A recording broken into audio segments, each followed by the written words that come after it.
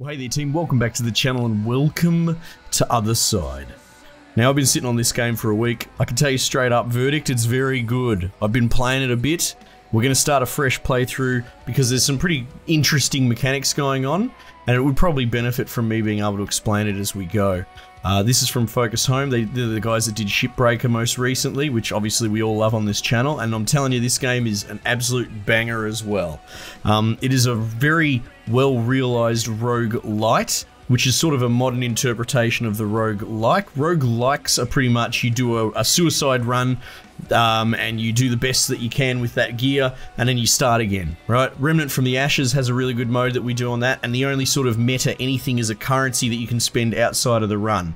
But you can't affect each consequence run with any sort of meta unlock. That's what a roguelite does, and that's what this is. So this game is built around pushing your little entourage of girls, these sort of germinated sister from the mum. It's a really weird French as anything fiction, but I love it. And you push through as hard as you can, you do the best you can, you die inevitably, and then you get to basically unlock run-wide bonuses. You start again, but because you've got these bonuses, you're slightly more powered up, so there's a power creep component. And then before you know it, the earlier stages that were absolutely thumping you become very easy. This is played out like an XCOM sort of turn-based top-down thing, but it's very combo heavy and it's super huge on timeline management, trying to push people back and forth up and down the timeline. We'll get into that a bit more as we play it, but this game is one of those games that challenges you to take its rules and break it with those rules. You can have infinite tripping combos, all sorts of crazy stuff that I've accidentally done because my head is too square and small brain to be able to come up with a lot of this on my own, so we'll see how we go. But a huge fan, very cool, weird like art style. There's this whole Plague Doctor theme in the first sort of let's say level. Launch tutorial again. Do you want to play the tutorial? Let's say skip. Let's say skip. And I'll talk you through it. From behind the veil they grow, those you should always beware. In muted darkness they flow, those who feed on your nightmare. The Book of Nostra. So this is some sort of in-world fiction. For centuries, the mother has protected the veil, preventing it from shattering. Her journey has led to the deserted streets of the city, rotted by the plague, where a greater threat awaits. So, yeah, it's almost Matrix-like. You're sort of hidden defenders behind the curtain is probably one way of looking at it, like in a outside of reality. He needs us. Bit like Daywatch, maybe? Come for the chosen one. Nightwatch? Soon the veil will break. The suffering cannot continue. Jesus. That's how it gets, though. You chew through these chicks.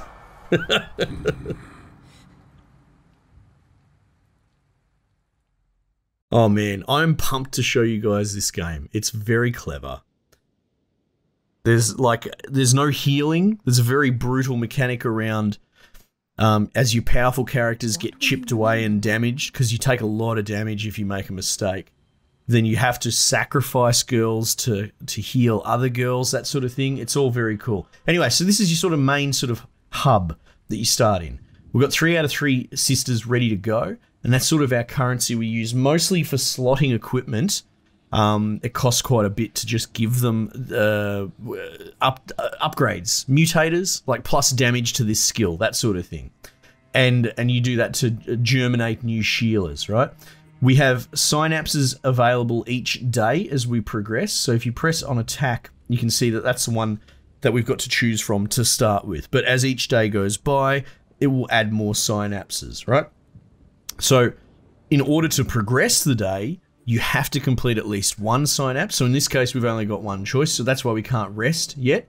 And also, all you girls have a day lockout cooldown, right? So if you use your A team for a certain synapse, that's it. They're done for the day, so you're incentivized to maybe build a B and a C team, bearing in mind the power creep is significant and you are forced to fight the boss on the 7th day of this region. There's a bit of a Darkest Dungeon vibe to it as well. You can attack the boss early here, they're the sort of main things. Now, next recollection would be reset the run, start again, delete everybody. But at this point, we would get no benefit from it. So we're going to go into the inner void, and this is like our sort of management screen. These are the 3 girls that we get. We've got Mercy, Melody, and Candide. Candide? I don't know. But you can see, oh wow, she's got a, what's that, heterochromia or whatever? She's got 2 different coloured eyes. That's cool. They all have like slightly different hairstyles and that sort of thing. Like they've obviously got that whole theme, you know, the black and white with the red going through. They all have yellow eyes. And there are 3 classes. So if we were to germinate a daughter, we don't really need to yet, but if we did, Give life to our daughters. it would actually, it would give her a random name, give her a random sort of head. So they do have a unique sort of component. One other thing worth pointing out as well is when they do die, they can be resurrected if you get a resurrection coin. There are certain ways to get them. They're very hard to get. And potentially on later runs, you can start with a bonus like start with a resurrection coin. And your graveyard, your cemetery, persists across runs. So say we level up these girls that we've got at the beginning and they die because they have to. We can actually resurrect them in later runs to come in and help the new guys sort of thing. So no one's truly dead, but it's a very pricey price to bring them back. It's so cool. Now, remembrances, this is the interesting thing. These are the meta objectives. Now, I guess we can activate this after the fact, right? Start a run with 2 memories. Let's activate it because it's free and we've got none. But you can see down here, there's a whole bunch of them to unlock, right? And they will all give you different bonuses. It's not clear what does what, but most of these are just from playing the game. Kill X dudes, meet a boss, that sort of stuff. And they will have a dollar amount of the remembrance currency that we accumulate by resetting runs. And then you spend said currency to unlock these when you start a new run to get bonuses. Like I mentioned, the resurrection coin, or in this case, start with 2 memories, which are sort of equipables. We'll see if we've got them already, actually. We'll jump on Mercy, who is the shield breaker. She starts with lunge and slam. Slam is particularly good. And you can equip, so these are the 2 memories that we've started with. You still have to pay $100 to put them on. Increase the damage of a skill by 20%. That is very significant. So I might actually, what I'm going to do is, she's more of an aggro, not so much aggro, but she can push dudes further back on the timeline. She can delay people's turns, which is a very tank behavior. Melody and Candide are big damage. She is huge damage, and Melody is range damage. What we might do is we'll give Shot, actually we'll juice her up. Increase the damage of a skill. We'll go increase the damage of skill by 50 because she fires 3 times on that skill, which is really handy. And you can see that costs us $100. Whereas Candide does single big hits. Look at this, 680. So if we gave her the percentage boost, that's going to be disgusting. Anyway, so we've already spent $200 there. So that's the sort of broad strokes. We'll get into the game now. You can tell I'm very excited. I very much like this game. We're going to attack the synapse, 1 to 3 daughters, and I've only played a couple of hours, so I've done a couple of runs and that sort of thing. So, you know me, good enough to know the basics and explain the basics, but beyond that, not much more. So, makes for a perfect playthrough, I say. It goes over here, openness confined, and these are the guys that we're versing. What will happen is you can actually read, and our little red Cortana chick deploys us. It's all very crazy. You wouldn't want my scalpel to slip into innocent flesh. Yeah, so this team has this whole plague doctor surgery sort of theme. It's pretty cool, in a really gross way. But yeah, you'll be able to see they all have different behaviors. Vile horror. That's another point. Flanking is a huge part of this, and you can get sort of 2 tiers of flank, like directly behind and on the side. Now here's our timeline down there. We've got the 3 girls ready to go. If we click, you can click on them to see who's what. So like he's going to be next. He's a plague doctor. I think they're very damagey, right? Sort of like our Candide. And then we've got these guys that shoot up the back. And there'll be more to spawn in, I'm sure. Now, what's really the big kicker with this game and what makes it so interesting, 4 enemies remaining, so it's literally only those 4, no more will spawn in, is You have 100 AP. And similar to XCOM, what this is showing us, if I were to move her there, 48 AP, that will take her to halfway. Now you can see it's predicting where she'll go on the 100-point turn meter. So if you don't move past the halfway mark, right, she'll go to 50%. She'll get like, she'll only go halfway up the meter. If we break, it's called burst, I think. If we were to move her slightly past that to move 51 points, she goes all the way down to 100. It costs her double turn. It's a fascinating mechanic, and it's the key to this whole game. So we could hypothetically move her all the way up there if you wanted to go whole hog, but we really don't if we want to help it. Now, the really interesting thing is, even if we moved her halfway, they're still all going to get moves before her, which is actually kind of problematic. Now, Melody's the soul singer anyway, so what we want to do is shoot with her. Now you can hover over squares. See how it shows us you can shoot that dude? So we're going to do that. We're going to move forward. We're going to shoot him.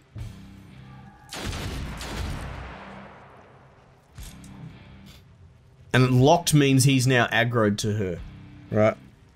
And we've still got a little bit. I might actually move her back for that last bit, right? So she hasn't burst yet.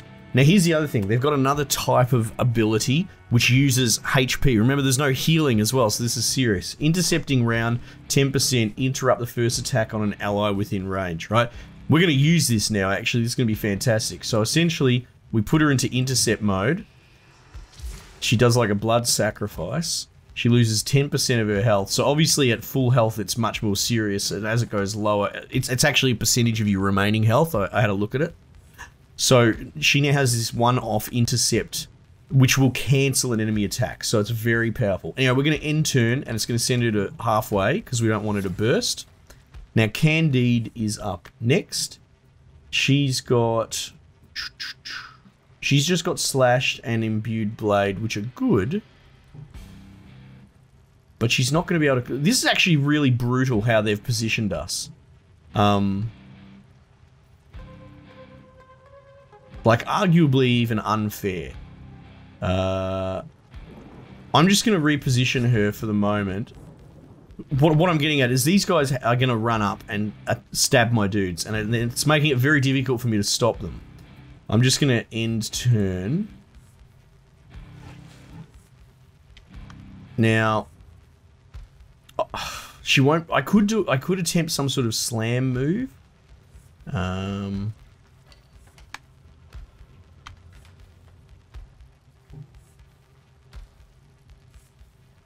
Okay, so what I might do here is I'm going to run up.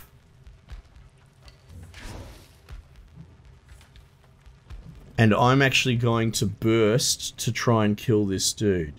How much health does he have? 274, and slam does 200. Okay, so we're going to do the lunge, which is just a 3-strike attack.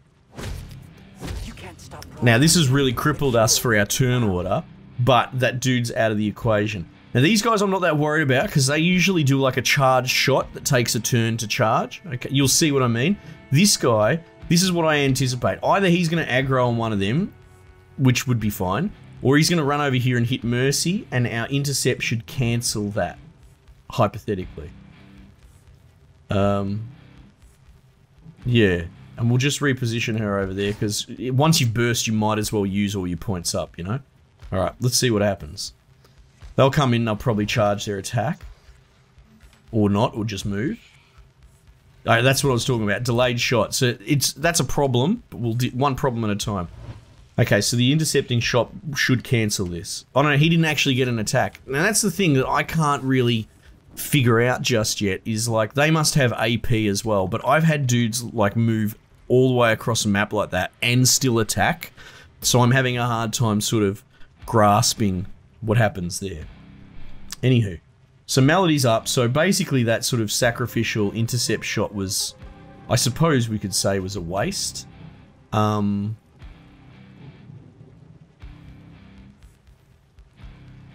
Having said that, we're going to do it again, funnily enough, because there's that massive shot, you can see where that's going to pop at 43. And I don't think I could get anyone to that guy to stop him from shooting. So what I'm going to do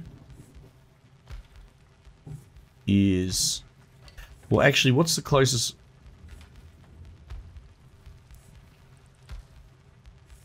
I might see if I can, yeah, get some shots in the depth without bursting. So we'll put shots on him. Ah, that's a bit poo. But the damage, that boost from the damage that we did is just nuts. I mean, there's no reason why she can't use up the rest of her move. We are doing intercept round again, if only just to show what it's all about as well. But I think we might need it. Yeah, we're definitely going to need it because we can't stop that guy from shooting Mercy at this point. Alright, so end turn. So Candide will get up there.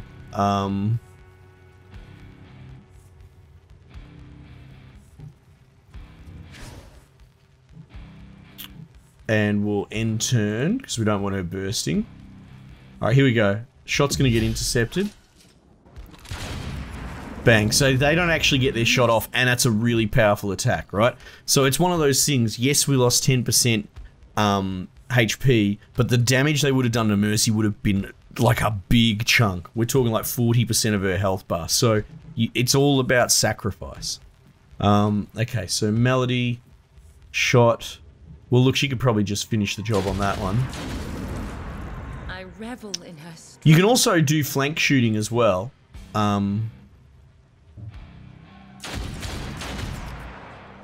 If they're like locked to a certain person, I'll go end turn. And Candide should just be able to do her basic slash. Will do the job, especially from behind like that. It's going to do so much damage. One less to plague the innocent. Like that, look at that, 1100 damage. It's disgusting how much damage that character can do. But like, she's kind of high skill ceiling. The soul slinger or whatever it is, the shooter, is actually, you know, pretty all-rounder, easy to get constant damage on. But getting real value out of the Blade Master is like the high skill, I would say. Also, like, the Shield Bearer is less about damage. And you can take any combo of the three. I haven't really played with anything other than this Trinity. And if there are other classes later on, I haven't seen them yet. Suffering has lost the link here. One of our daughters can learn a skill. Yeah, cool. So, we go into the Inner Void.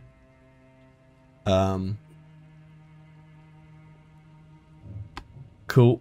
Oh, have they gotten traits? Not yet. So traits are behavioral things that they can get. They can be positive and negative. Like if they don't take damage, they can get arrogant because they didn't take damage. And that gives them like an XP negative buff, but it also gives them like a damage buff sort of thing. So they do develop over time into interesting characters. Okay, so we can slot new skills. Now for Candide, I think... See, a movable stance is really handy for stopping people rushing up for melee.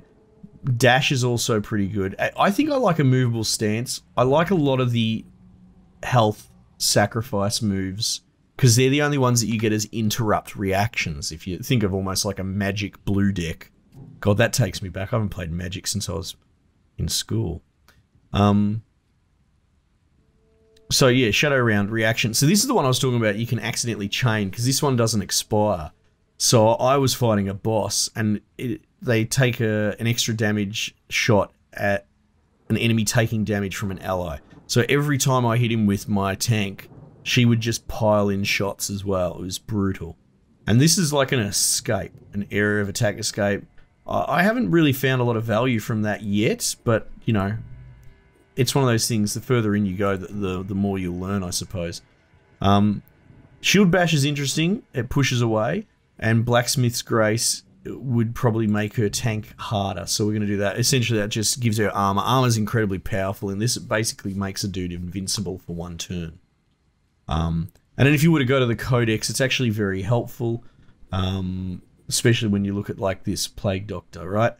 Attacks with melee attacks and will focus the closest target. If two daughters are the same distance away, will focus the one with less HP.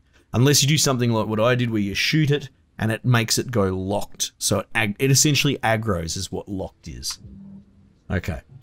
I think we've covered most of the basics so far. There's a lot to get your head around and I'm sort of glad I put in the time ahead, you know.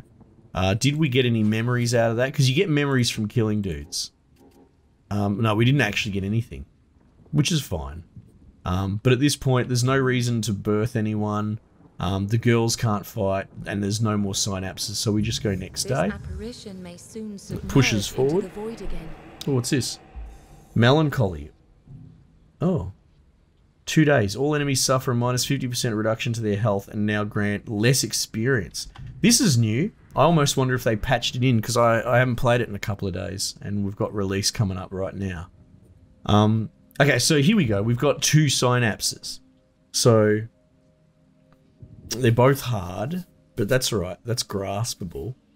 So what I would seriously consider doing here is standing up a B team. Now it costs 200 vitae or whatever it is, the money, to make a daughter. So in the best scenario, we want 600 to make 3. If I were to do this and complete it successfully, I'd have enough to make a B team. So that's actually what I'll probably do. Everyone's leveled up and happy. I don't know why we're getting... Oh, it's because I have codexes that I haven't read. So what we're going to do is we're going to attack the survival synapse, because that's actually quite tricky, with our A team. Hopefully we complete it, and we would take that money to then build a B team. So these runs obviously can go for quite a while, especially if you're kicking goals. You can see she's still lost all that health from the sacrifices she was doing. We've got these guys here as well. Curse Therapist, Plague Guard. Plague Guards are more tanky. They have a shield. Scavenger, I think, are sort of little ads. Yeah, I'm absolutely smitten with this game. In love with it. But it's definitely a lot to it. But yeah, the runs is what I was saying can go very long. But you obviously want to go as hard as you can to earn as much as you can for the next run. Okay, cool. So this has like a sort of create combos. Yep, we'll do that. So we've got a countdown. It's measured in sort of initiative points, which is weird. So like that's sort of like you can 2.5 bars worth, like 5 turns, I suppose. Now, just little crappy dudes coming out, and they're not very close. And then the Plague Butcher, that's the one that is dangerous as anything, man. He can deal a lot of damage, I believe. So we're actually going to sit tight.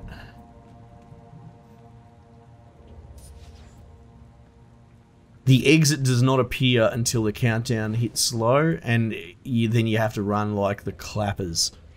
Get out of there.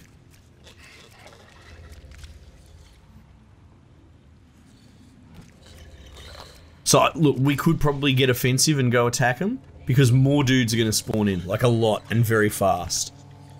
It gets overwhelming quick.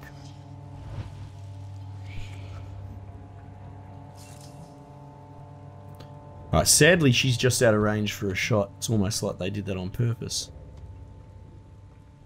You do need line of sight as well for shooting. We'll favour down here, I think. So we'll go shot. Yeah, she can usually kill those blokes in one go. Even without the damage boost. We don't want to burst. And we're not going to need to interrupt, I don't think. So Candide. Anyone behind her? No. You can attack diagonal, but this is going to burst us to do either of these attacks. But we're not going to be able to get in, so I'm going to take the burst, to be perfectly honest. Progress has its setbacks. And we'll sort of suss out what's going on over here. Yeah, alright, we'll close the gap back up. You can see a bunch of dudes going to spawn in there. So end turn. Mercy. How far off? Now that guy can't actually get in close enough, I don't think. That's his max move. So we'll go just one away and end turn. Don't want to let him hit us. I've tried moving right up next to him, but yeah, I've had scenarios where they come up and they hit.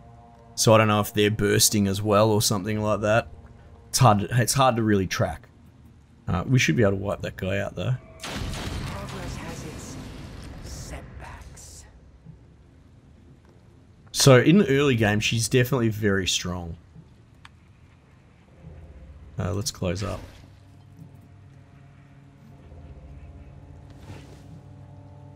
Same sort of drills here.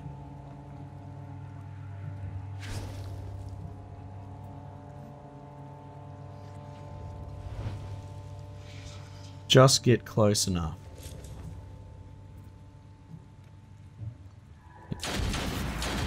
So you can see Candide's been on the bench a long time because we burst her. And that doesn't burst, doing the full 50%, so shot takes 25 AP. So shooting twice is 50, which is 50%. You go 51, you'll burst, but if you do 2 shots without moving, you're going to be fine. But she definitely has to stand still. Now, they're going to spawn in these hands, which is like spawn points, basically. You got to be careful. Will the poor one's suffering never end?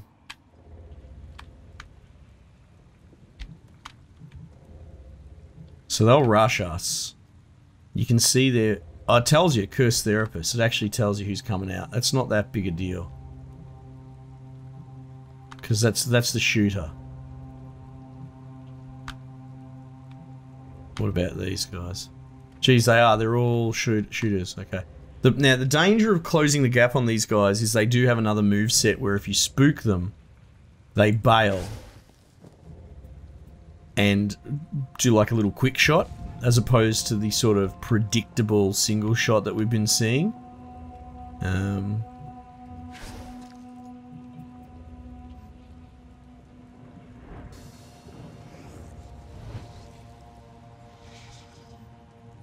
That's the other thing, like if you get up in their face, you can spook. Now look, he might do the shot thing. No, maybe not. I'm still trying to understand their actions on and their move sets, because that seems to be a big part of this game, is understanding how they behave and banking on it. So you can get that sort of cerebral, bloody game planning. But yeah, with her, if you can get away with her standing perfectly still and just popping shots all day, then, you know, power to you. But the maneuvering is what can really get you sometimes.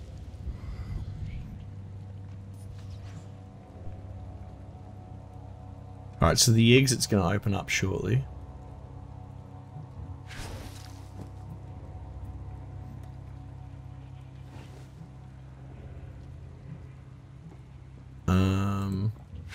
Yeah, we'll get a hit in. Oh, okay, so that's blocking the diagonal. There you go, you learn something every day. And you are 211.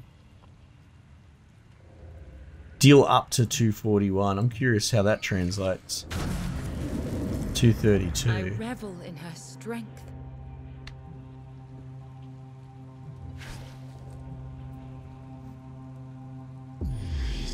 Alright, so there's our exit. We just got to get out, basically. There's really no reason to tally or tarry, however you'd like to put it.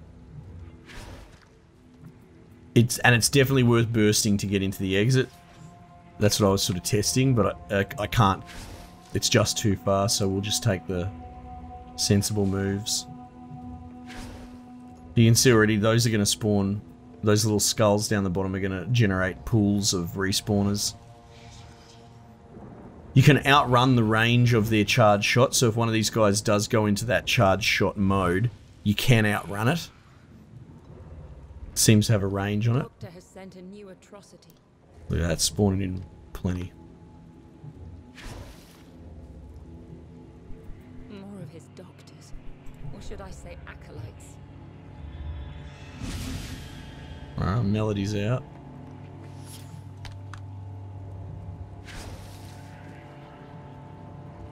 Candide. Now, it could be Candid. I've seen names like Victoria, sort of, I can only assume is because I think they're all French as anything, this studio, I'm pretty sure. And I feel like it's just sort of, you know, French adjacent versions of names. So when I see Candide and Victoria, I think maybe it's Candid and Victoria, but I can't be certain. Come what may, we will slow suffering's progress. And now, obviously, you want them to level up. Their XP doesn't carry over once they go into the graveyard, so getting over a certain level can become a problem. Memories recovered. For the next. I mean, you would have seen it in combat. They drop memories, as it were. But you can see here. Oh, well, here we go. Traits. That's the interesting thing. Aware. End of turn delay +5. So that's cool. That means that she goes to 45 instead of 50. So she's got that's a good trait. But arrogant, there you go, like we said before, right? Less XP gain -10, critical damage +10. So that's not a bad thing to have. Aggressive +50 damage. And agile. What about you? You've got arrogant as well. Not much you can do about those. But then we've got some new memories. Critical damage by 5. Add an additional attack dealing 63 base damage. That 100% needs to go on a Soul Slinger, right? Because she fires the 3 shots for the 1 action, and then she can fire 4. That's pretty awesome. But the plan went ahead well. These guys are all in sleep state, so they can't move again. So what we're going to do is germinate a whole batch of new girls for the B team. Claire, all right, that'll do. Please. Welcome to the team, Claire. Her well. And you can be a Blade Master, sure. We need one of those. Confirm. Now, unleash her on any who stand in her way. Yes, Mum, I will. Prudence.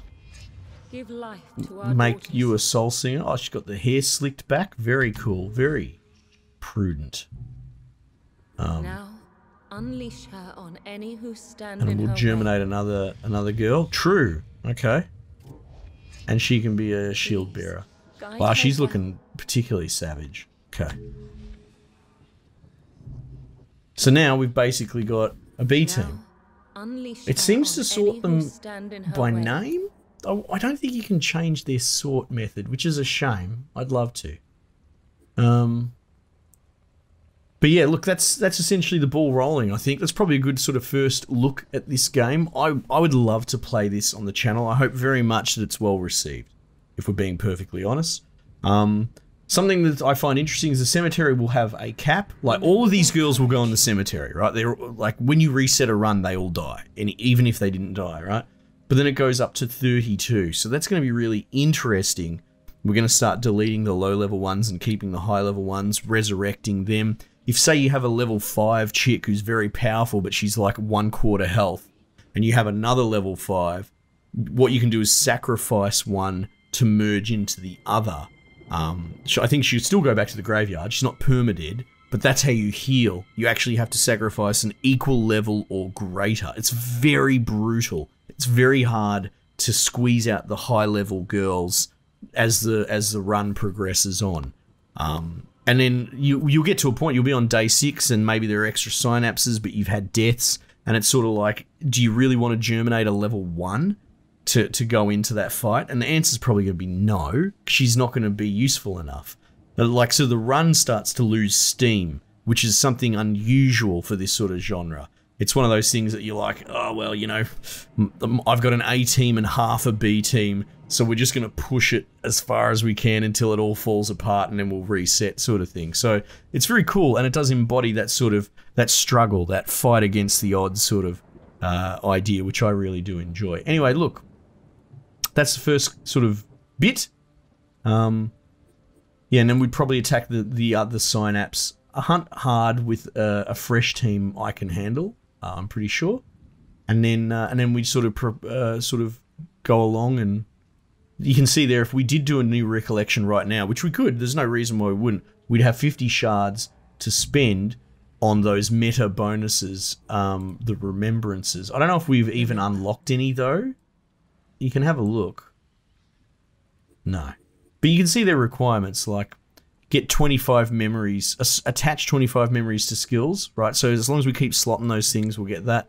Collect a total of $5,000, you know, close 10 synapses. So these are things that will unlock from playing, but then you have to buy them with the recollection points when you reset. Anyway, I hope I've been clear about how this game works. It's very complicated because it's taking some really interesting pre-existing concepts and overlaying them and making something that I'm in love with. I'm a huge fan of the roguelite genre. It's one of the newest twist hybrid genres around, and there's so many interesting things that you can do, having a cool gameplay loop and a meta progression outside of that. I love it. It's basically RPG adjacent. Anyway, team, thanks again for joining me. We might just leave it there for the time being, and I'll catch you guys on the next one.